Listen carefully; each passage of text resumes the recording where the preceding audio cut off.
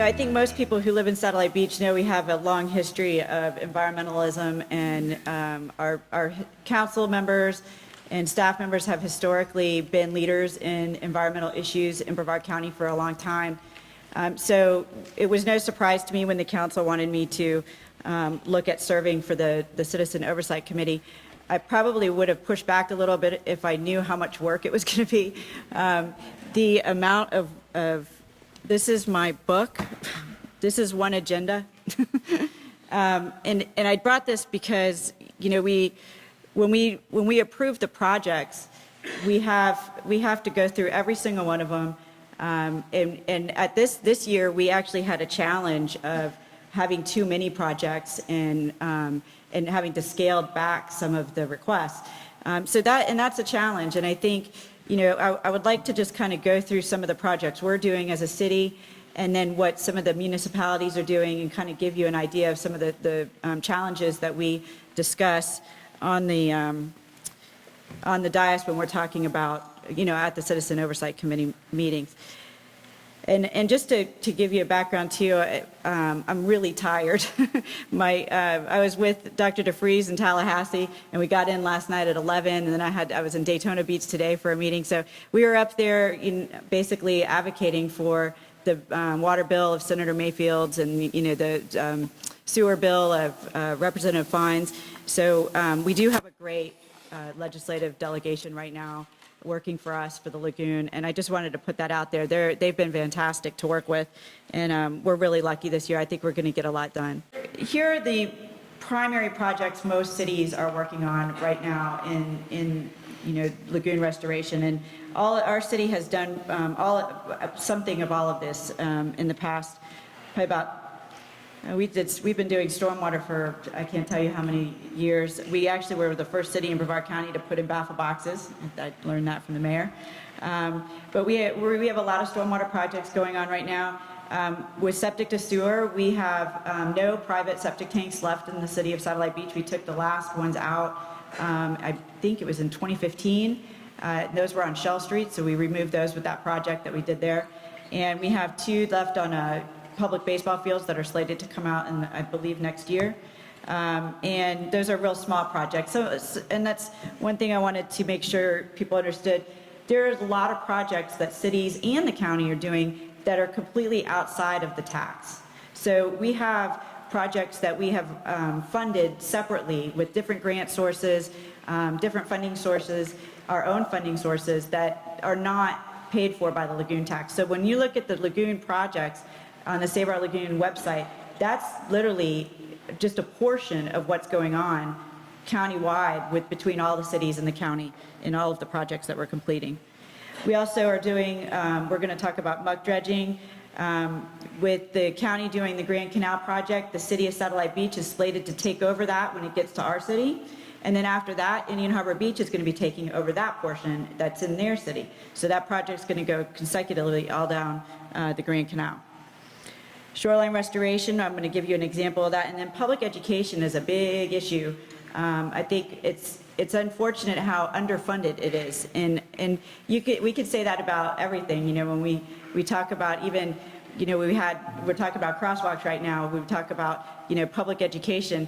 That's probably the last thing people really start talking about. But really, when you talk to engineers and things like that, behavioral issues are the number one thing that we should be targeting. When we're looking at fertilizer, discharges into the lagoon, those are all behavioral issues to begin with. And that's something that we've been struggling to fund, both not in the city, but also on the COC. I wanted to talk quickly about maintenance issues. That's a conversation we have a lot on the COC is, where do we draw the line between not using our lagoon tax for regular everyday maintenance in the cities and the county. And we did draw that line. We talk about upgrading. We talk about making sure that the projects remove nitrogen. Maintenance does not do that. Maintenance does, but maintenance is very important. And so it's very important that we make sure the cities and the county stay on top of our maintenance. And this is an example of a stormwater pipe in the city of Satellite Beach we just pulled out of the ground. This was at, I believe, DeSoto, along DeSoto. And these were installed in the 70s. You know, most of the city was developed in the 50s, and we created our stormwater utilities around the 70s. We started installing stormwater pipes in the 70s. And this is where, you know, this is around the time when it's pretty bad. We got to start replacing them. And so that's why you're going to start seeing that request and those discussions along municipal and municipal councils to talk about how they're going to pay for this, and you know, how are we going to connect those replacement projects with upsizing the pipes and putting in water quality aspects to those projects and so on. The reason why maintenance for stormwater too is so important is because you can create the most beautiful pond in the world and have all of this stuff on the bottom of it, but if you don't have the pipes taking that water down and they're just going into the ground, you're not treating anything. So we have to make sure that we take care of these things. This is one of our latest stormwater projects, and I think most of you have seen that if you live in the city. This is the DeSoto Pond. And one of the other challenges on the COC that we have to, is communicating to the public how long these projects take. So this project for the DeSoto Pond took about 3 years to plan and another 2 years to do. So we had to, this was a practice field for the community, for the leagues, and we had to negotiate with Patrick Air Force Base to take over their field to move the leagues so we didn't lose recreation space. And that's where we were able to do this project, is moving those leagues over to that area and taking over a whole nother field that added maintenance costs and so on, just so we could get this project done. And it took a long time to negotiate. I don't know if you ever negotiated with the federal government, but it takes a long time. So this project treats 348 acres of untreated stormwater runoff. And I think that's another important aspect. You know, when you see, you're not going to see a lot of stormwater projects coming out of Vieira because it was built with stormwater. They were built, those projects were done after these stormwater laws came into effect. Most of our city was not. So we have to come in and do it after the fact. And that's always a challenge. There's a challenge in space, land, you know, and that costs money. So this project, it was a creative way to get land to do a very large stormwater project, which is almost unheard of on the beach side, to be able to do a pond this size anymore. And this project has a lining underneath of bioactivated media, right? I said it right. I'm a finance person, I'm not a scientist. So, but that media, you know, withdraw or eats nutrients basically out of the water before it gets into the groundwater or discharged into the canals there. And that was another challenge, is we have a manatee population that likes that canal there. That manatee population crowds in there during the cold weather months, and you know, part of the concern from FWC was if we stop pouring hot polluted water into the canal, it won't be warm again anymore, and we're going to lose a cold water refuge for the manatees. So we had to negotiate that and figure out a way to not divert the water into the pond during these cold weather days. So right now it's going straight into the canal right now. And again, Grand Canal muck dredging, this is very important.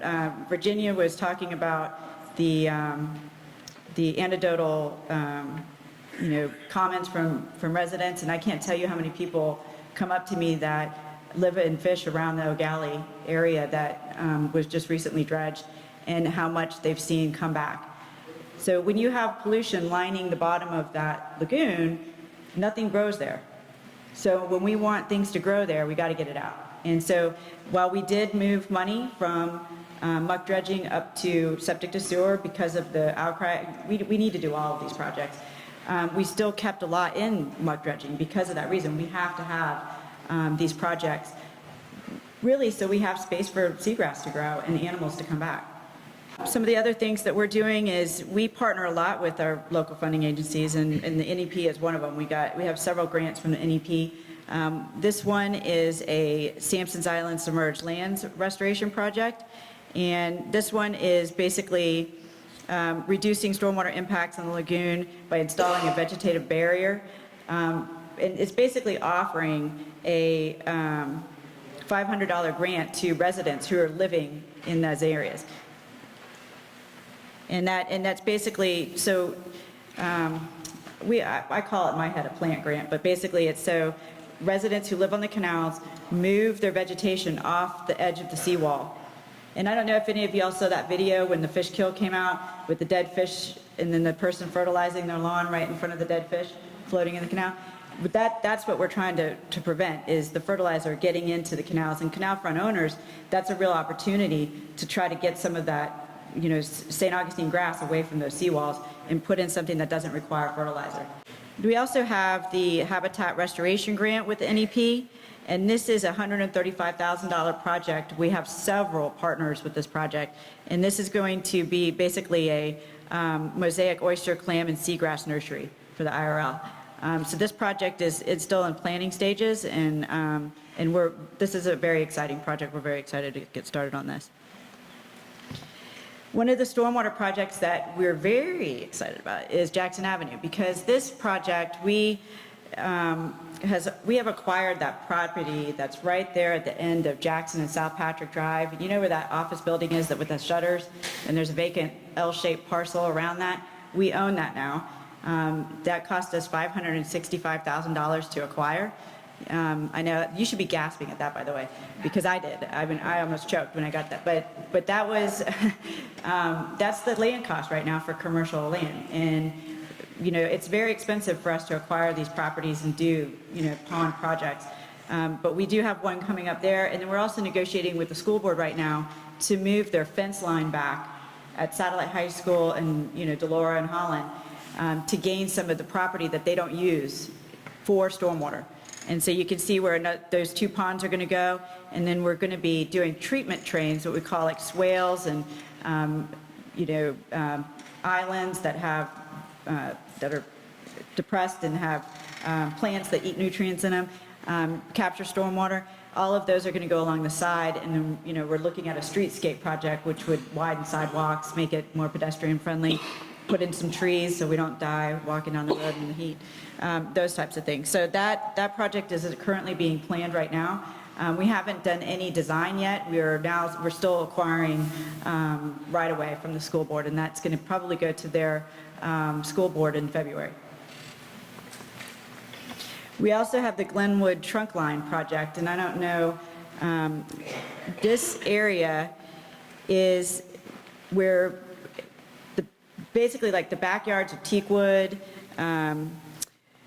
backyards of Glenwood, there's a stormwater pipe that goes right in the middle of their backyards, all the way down. It's one of our major stormwater conveyance systems. Sorry, I'm gonna wrap it up right now. And that project, we're gonna be moving that pipe to the street, abandoning that pipe, and that pipe will be an exfiltration pipe with with band materials and all kinds of stuff to get nutrients out. And then we'll be putting a big baffle box in at the end of that outfall to make sure that's treated. So I just basically wanted to close with, we have a lot of opportunities in our city. These are just a portion of the projects, honestly, that we are looking at right now for not only stormwater, but shoreline restoration. We have a lot of public education campaigns that we're going to roll out. We've done a sewer lateral line repair grant that's also offered through the Lagoon tax, and that was piloted in Satellite Beach. So it's hard to get all of it done in 10 minutes, but we are very, very forward-thinking, I think our council is, in trying to get all these projects moving. We're very well ahead of our requirements for stormwater nutrient removal, and we're real proud of that. We have a lot going on, and if you're interested in it, our sustainability board is a great avenue to get involved, and also go to the meetings. They're going to be looking at a lot of these projects as they come forward. So that's all I got.